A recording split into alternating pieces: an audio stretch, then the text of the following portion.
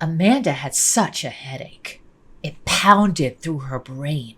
She couldn't understand if it was allergies or something else.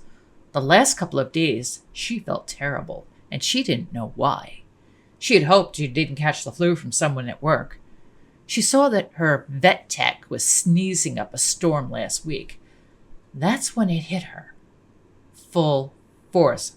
Ah, damn it! She thought to herself, hurling vomit into the toilet. Oh, God, she groaned. What the hell was that? Did she eat something bad? No, couldn't be that. Then as she watched cold water on her face in the sink, she stood up, looked at herself in the mirror, and said aloud, "No way. Could it? How could that be?" she thought. I'm 46 years old now. Maybe it's too late for this to happen. But what if it was? What would Tony think? I already know what Tony will think. I'll be ecstatic. She laughed aloud as she covered her hand with her mouth and checked her watch.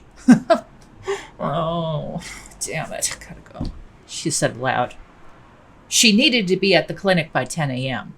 Tony had to go to work in a half hour, and Carrie would be back from Foxbury around 1 p.m. to take over for Nina, who had come over to babysit Zoe. The idea would be nagging at her all day until she could get away. Zoe was downstairs on the floor playing with her toys. She adored Nina. She frequently held up the toy to Nina, saying, "See, Aunt Nina, see?" Nina would chuckle at her. Nina always showed up with a new toy for the toddler whenever she came over, and next year Zoe would start kindergarten. Amazing that 4 years have gone by so fast. And that next spring, Carrie would graduate from Foxbury. It was February, but in San Sequoia it stayed relatively warm all year, and Nina liked traveling here to sometimes escape the snow in San Machino. Although, she did like watching it from her penthouse windows, even if it made her sad from time to time, when she was reminded of seeing Addie sometimes howling in the kitchen, and she came over to her to wrap her arms around her. Why was she thinking of Addie so much? It's almost been 2 years now since they parted ways, and she hated these occasional moments where she missed her, but those memories burned deep. She sighed as she watched Zoe play on the floor. She loved that little one so much. Zoe was already going to preschool 3 days a week to get the child ready for the schedule. Zoe loved it. She would constantly say, "I'm a big girl now. I go to school." Today, Zoe was off from school. Amanda had to go to the clinic, and Tony needed to work. Nina gladly stepped in to offer babysitting services. Amanda was grateful for the offer. She never thought that she'd ever see the day she could call Nina her friend again, but not only was Nina a friend, she was family. Seeing Nina come over for dinner and laugh with all of them at the table made Carrie very happy. Amanda felt blessed and happy that her life was so fulfilling. And Nina wasn't far. San Myshuno was only an hour away. The skyline could be seen from her front porch. And seeing Carrie transition from a troublesome teen to a dedicated, diligent student focused on obtaining her college degree made her proud. She couldn't have imagined a better daughter. Amanda, Tony, and Nina were all proud of her. Nina had been a little worried when Copperdale High recommended early graduation by age 14, but she also knew that this was what Carrie needed. Amanda had been extremely proud. Tony beamed with pride over Carrie's accomplishments, constantly saying, "Hey, that's my girl." Amanda came down the stairs and watched while Nina played with Zoe on the floor, making the little toddler laugh. "I'm going to head out. Carrie should be home around 1:30 or so. I'll be back maybe around 3 or 4 o'clock. Go ahead. I've got this. Remember, she needs a nap at 12:30. Don't let her talk you out of it. It'll be fine. Enjoy your work." Nina sat down on the rocking chair and thumbed through her phone, checking the latest emails while Zoe played. She groaned as she saw an email that she was dreading. The annual charity Charity benefit for mental awareness. Damn. She had promised months ago to support the cause. She was a big advocate for the organization. Now, it was less than 2 months away, and the event chair was asking for a meeting. She loathed those meetings. She wished she could just send a check and then show up for the benefit. She believed in the cause, but it was all the other stuff that she personally hated. Sometimes she wished she never volunteered. She sent the okay for the meeting and then thumbed through the remaining emails. One thing about her assistant, Siobhan, is that she was thorough. As thorough as... She stopped herself. Addie.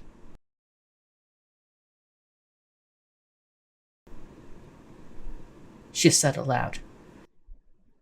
But she missed Addie a lot. It amazed her for someone who'd only been in her life for a short time, how much of an impact she had made on her. She was grateful for that time and for having fallen in love again. Since then, she hadn't dated so much, or not at all, really. But last year, Bristol came back in town. They went out and had a drink, woohooed. She stayed a week, and then she was back out on some other project. Nina swore that was the last time ever with Bristol. She was tired of being used as a pit stop for the now award-winning actress. She was now more content on concentrating on her work, taking care of her daughter, and spending time with Amanda, Tony, and Zoe. But Nina's agent, Rachel, had a favorite expression for Bristol. She called her a skank. She laughed, remembering the last conversation, and then she wondered why she should feel this way. Was it just loneliness creeping up on her again? Look at it, Nina! Look! Play with me! Nina smiled. Okay. She followed the toddler to the floor where she handed her an action figure and they played.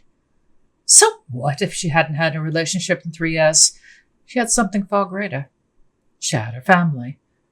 She adored little Zoe. And she had spent some quality time with Carrie over the last couple of years. Their relationship had become solid and strong again. And Nina felt that everything in her life was in a good place, even if she was inching up on 46 years old. Nina heard the front door open. Carrie walked in with her backpack that she dropped off by the front door.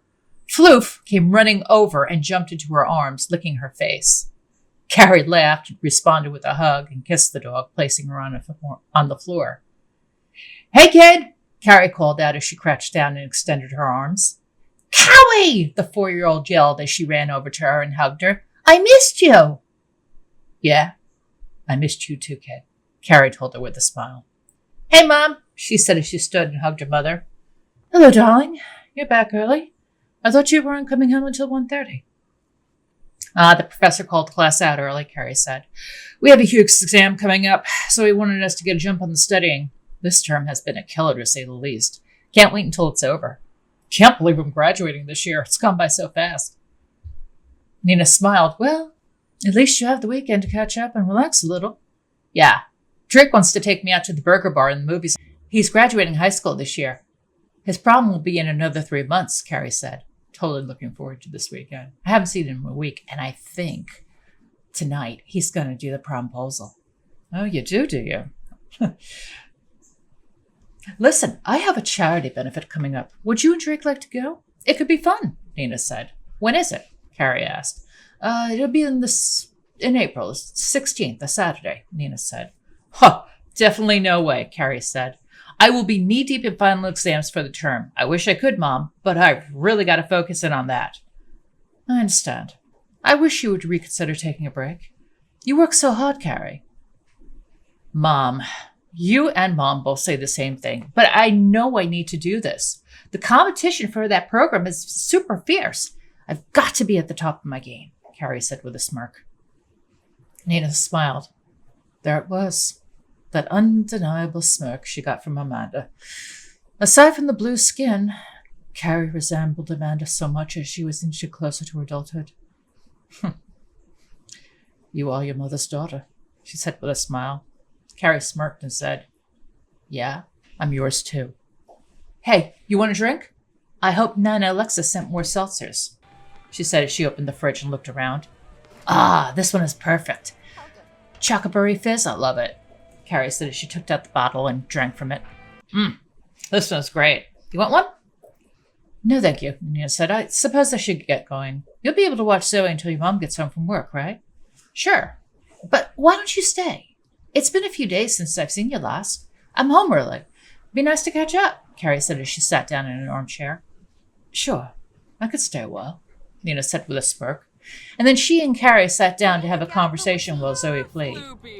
Around 3:30, Amanda came home with a small paper bag in her hands. "Hey, you're still here." "Yes," Nina said with a smile. "Yeah, we had a really nice visit today," Carrie said. "Zoe's still asleep?" "See for yourself," Nina said, pointing to the sleeping toddler on top of a blanket with Floof cuddled up beside her. "She went down for the nap by herself," Nina said. "Floof has been right beside her the whole time."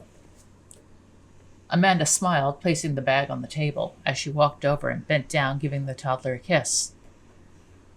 "Mommy!" Zoe exclaimed with a smile, hugging her. "Hi, baby girl," Amanda said softly, hugging her daughter. "Were you a good girl for Aunt Nina and Carrie?" Zoe nodded her head. "She was as good as gold, Ma," Carrie said.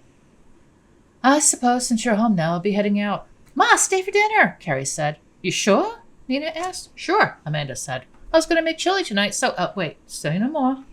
If you're making chili, I'm staying." Amanda smirked and then said, "I'll be just a minute. I really need to pee." She grabbed the paper bag and headed into the bathroom. Nina smirked and shook her head. Carrie laughed and then said, "Gee, thanks, Mom. I really needed to know that." Nina laughed and said, "Oh, some things never change." Carrie laughed again. "I'm glad you're still staying. This was a fun visit.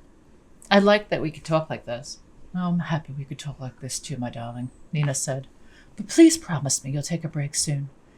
If you want to come to the penthouse this weekend, you can still study. But we can hang out and watch some old episodes of Trauma Central. I just bought the entire season pass on streaming. Even the Runaway Island adventures, especially that storyline. I'm down for that. I'll come by Saturday afternoon and leave on Sunday, but I do have a date with Drake on Saturday night, so there's that. But it would be nice to take a break. And you know I love being at the penthouse," Carrie said with a smile. "Okay, that settles it. I'll get us some gourmet pizza from the chef. It'll be fantastic. I'll have Nana Alexa's salsas there too. I think I have the lemon one. I have to check." As they were talking and joking, Carrie's head turned towards the bathroom. "Mom, you okay there? You sound like you're sick. Are you all right?"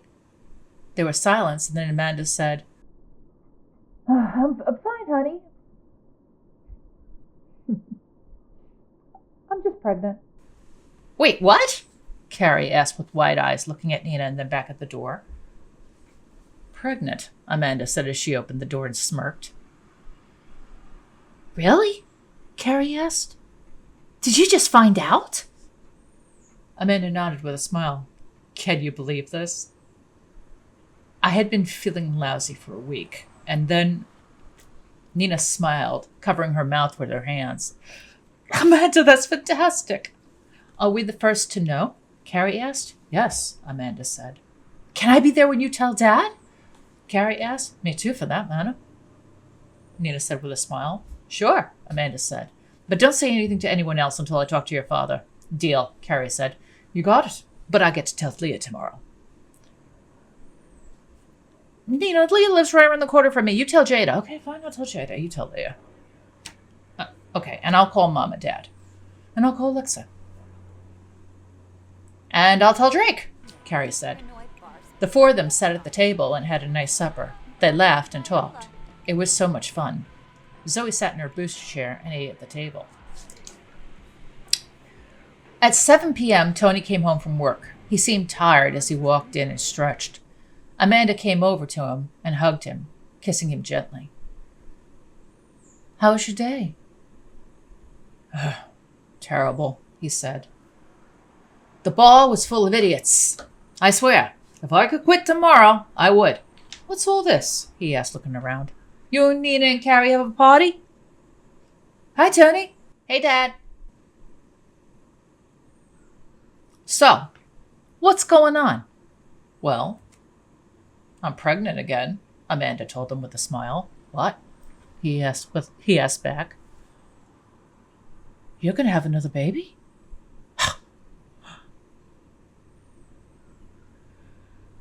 We're going to have another baby? Amanda nodded and hugged him. Yes, we are. Carrie laughed, as did Nina. And, I suppose that the peanut gallery over here knew the whole time, huh? Tony asked. Nina chuckled and said, well, we may have had a clue. Yeah, Carrie said, especially when Mom started spewing chunks in the bathroom. Oh, how eloquent, Nina said. A Foxbury education, and she comes out with spewing chunks. Okay, fine, Carrie chuckled. Mom hurled in the bathroom. You're a strange kid, you know that? He asked with a smirk. Yeah, I know, Carrie said as she stood and hugged him. Congrats, Dad. I'm so happy for you and Mom. Daddy! Zoe yelled, running over to him as he bent down to pick her up. Daddy, Mommy's going to have a baby. I know, honey, he told her, giving her a snuggle. And now you'll be a big sister. And Carrie, big sister, Zoe said with a laugh. That's right, Zoe, Carrie said, laughing. Great. I'm the last to know, he joked with a smile. But I'm so happy all of you are here. Nothing makes me happier than having my family here when I heard the news. You're welcome, Nina said as she walked over to the two of them, as she gave Tony a hug, and then hugged Amanda. I'm so happy for you both. This has been an incredible day. I'm so glad to be here when I heard this news. Thank you, Nina, Tony said. And on that note, I'm going to head back home, Nina said with a smile as she gave everyone another hug, and Carrie walked her to the door. Thanks for watching Zoe, Nina, Amanda said. Oh, Zoe's terrific anytime, Nina said. I'll be over at 3 tomorrow, Carrie asked. Sure, I'll see you then, Nina said as she walked out, getting her chair to drive back home. Bye, Mom. Love you. See you tomorrow night, Carrie said as she gave her another hug and a kiss goodbye. I love you too, my darling, Nina said with a smile as she went out the door. Carrie smiled at her parents and said, Well, I suppose I should get ready for my date with Drake. He'll be here around 8 to pick me up. I'm so happy for both of you. I love you both so much. We love you too, Amanda said as she hugged her and watched her go to her room. So, we have a household to ourselves tonight? Tony asked with a smirk. Seems like it, Amanda said with a smile. Sounds great.